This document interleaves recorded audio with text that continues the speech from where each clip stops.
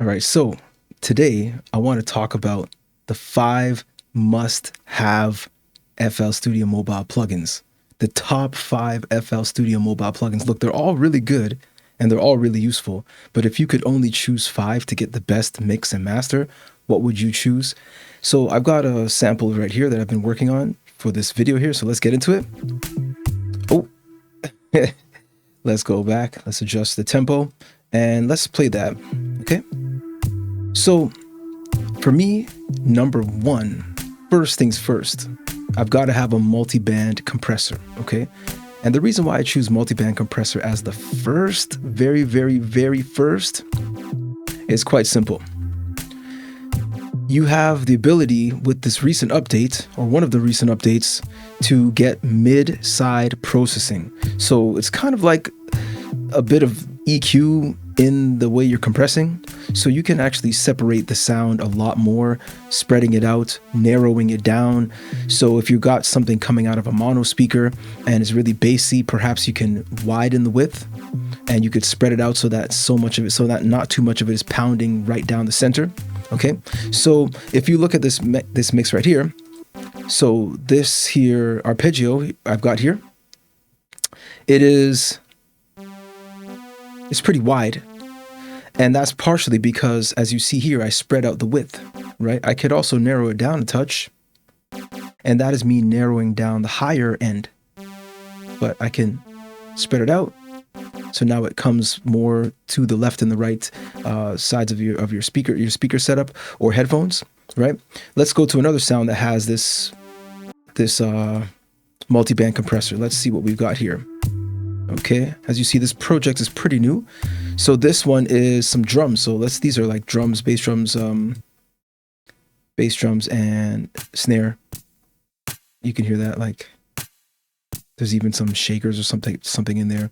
So I personally don't necessarily want so much of the high end in the main coming down the middle. So I may actually spread it out a little bit. As you see now, if I spread it out all the way, it's pretty much gone, right? If I bring it back all the way maximum, right, it's going to be sharper. You're going to hear that click, that little hi-hat type of sound, but I don't want so much of it. So I'm going to spread it out a bit so it doesn't cut through the main mix, right? Through the center of the mix, pardon me. Okay. But at the same time, I do want the bass to punch through. So I may, instead of widening it a lot, I may actually push it down a bit so it's more centralized and more focused. Okay, let's hear what it sounds like so far. Okay, let's move on to the next one. The next one I would say is distortion. Now the reason why distortion is so important is because you want to add harmonics to your mix. You want to make sure that it can cut through, the sounds can cut through any set of speakers, no matter how low tone, low pitch the sound is, especially with 808s or certain bass lines or maybe some vocals or pianos or certain sounds. You want them to punch through. You don't want to turn up the volume anymore, but you still want them to cut through. So I'll try it on this synth here, this hollow synth right here. I'm going to actually solo it, and I do think it's cutting through fairly well, but I don't want to pump the volume and I don't want to add too much more EQ to it. I think it sounds fine as it is. So I might add some distortion. Okay. And we can adjust the bias, high bias, low bias. It's fine. Let's just go to, let's adjust. And as well, you can also do some panning here. This is why I love it so much. You can do some panning. Now, of course, I'm cranking this really high right now, just so I can get an idea of exactly how I'm affecting this particular sound, right? So I got the drive up pretty high. I usually don't touch the gain too much, and I'm not really the biggest fan of bit crushing. It really depends. If you want to add some more particles like that, you can. But I personally just kind of prefer the stereo widening and the stereo control, as well as the drive, and perhaps even the tube, the shape of it. So do I want it to be warmer to push through with the midtones? Do I want it to be higher tone? I kind of want this one to be a little higher. So I'm going to do that, and I kind of like it as it is. So I'm just going to bring this down to let's just check it in the main mix. Okay, now it's really pushing through. So I might actually turn the volume down a bit just to match that up. Okay. I wanted to cut through enough, right? This is a quick, guys, this is a quick reference. So let's not Let's not dwell too much on the finer points, but I think you can tell that it's cutting through a little bit more, to the point that I had to actually turn the volume down. Let's go on to the next, number 3. It would have to be tuned EQ. So the reason why tuned EQ is so important, again, is because we're dealing with equalizing, of course, but now we want to fine tune and pick those frequencies out that we want to pronounce more. So let's find a sound to use it on. Let's adjust the bass line here. We've got a sub 808 synth bass, pretty clean. Let's add a tuned EQ to that, okay? And let's solo it. See, let's get it. It's a little bit punchy for me right now. I want it to be more muted. Let's hear. There's not much going on there. Not much going on there. Yeah. So I'll bring this down. I want it to be a little more muted. I might even drop these down as well, because I do want it to be more muffled, more muted. So there you go. That it's simple. Right there, you've got the keys right there. It's so simple to see exactly what you're affecting. And that's why I like it so much. It helps out with EQing. Well, of course, it's an EQ, but it helps out really with shaping the overall sound of the song, especially when you have it applied, for example, to the master track, which we'll get into maybe another time. But for now, let's continue on. Let's go to number 4, must have or top 5 plugin. The 4th plugin I have to get would have to be the spacer. Okay, so these drums are fine. Let's check them out, solo them. This one's fairly pan. You can hear that. Let's check the other one.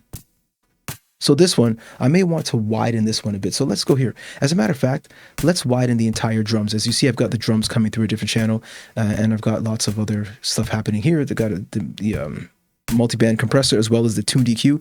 But let's get the spacer.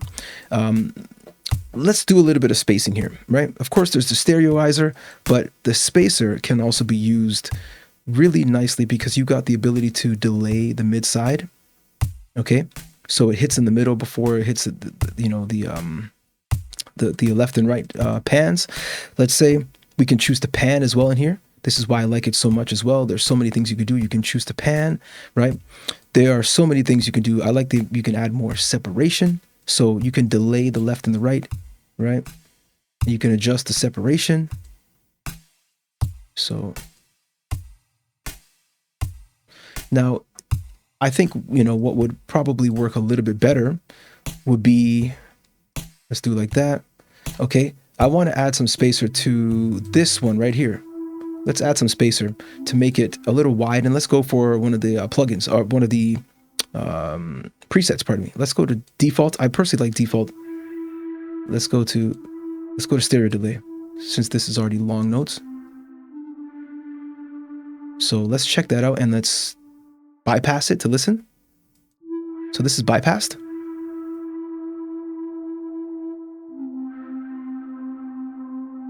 Okay, and when it comes back, it's actually going to be activated, so we'll hear the width in there.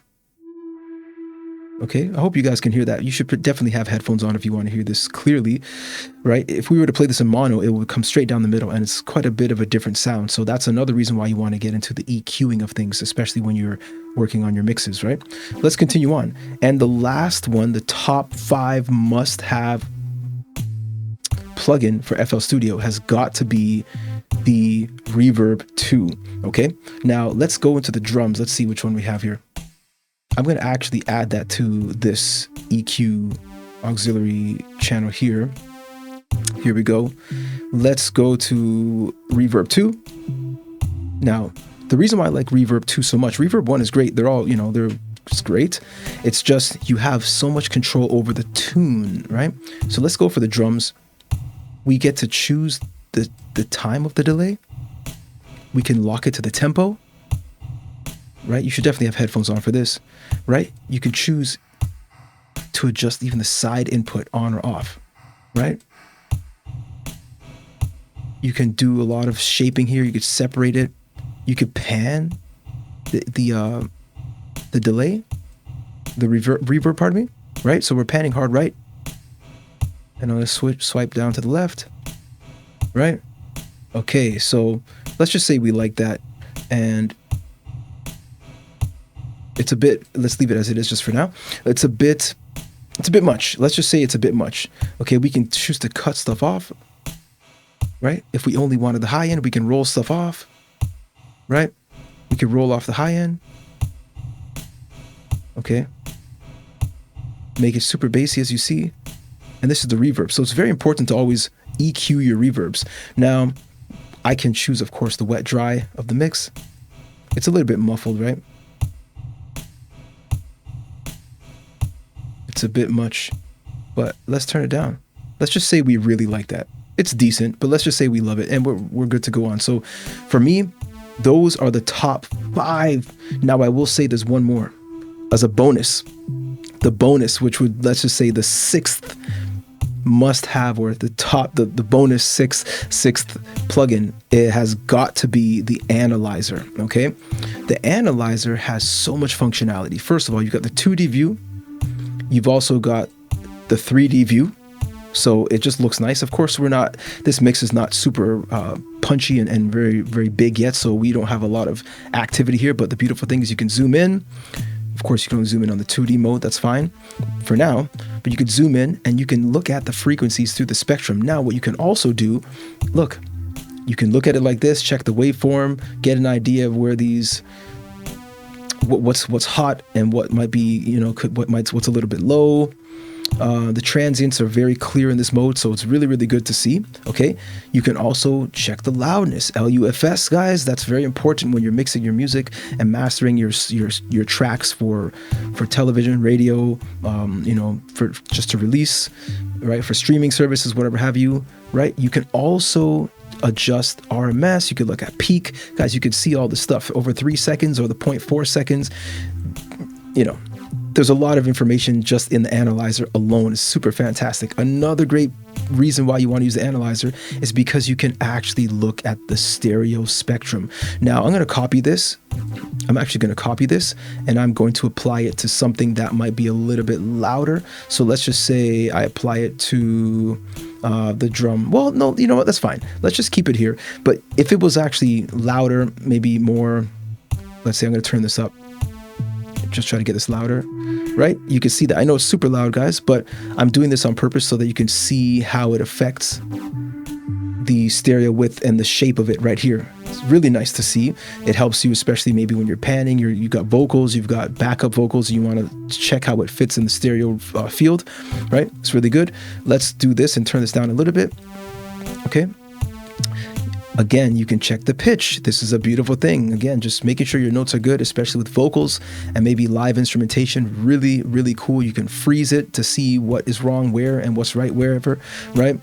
Again, zooming in, it's really good, guys. To me, this is super, super, super good, right? You can see more. You can, there's just, guys, I love it.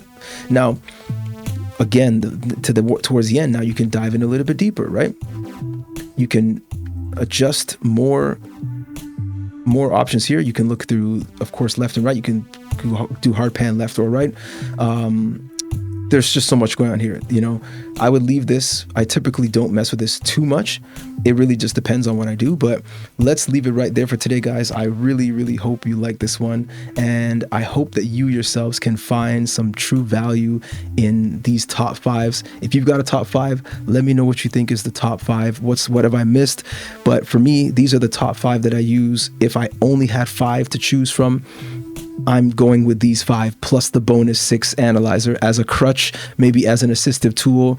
If you don't want to use your ears and you want to use more of your eyes for certain things, essentially that's what that's for me. So thank you so much for checking this one out, guys. Until next time, all right, guys, take it easy.